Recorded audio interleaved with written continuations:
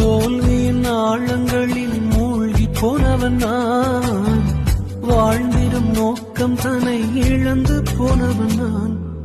அற்பமான என்னை அற்புதமாய் மாற்றி அற்புதங்கள் செய்ய வைத்தவரே, எனக்கா இத்தனை கிருபை, என்னே அளவற்ற கிருபை. என்னை விட எத்தனை பேர் தகுதியாக இருந்தும் என்ன மட்டும் கிருபை வந்து உயர்த்தி வைத்ததே. என்னை விட எத்தனை பேர் நல்லவனாக இருந்தும் என்ன மட்டும் தேடி வந்து சுமந்து கொண்டதே. உங்க கிருபை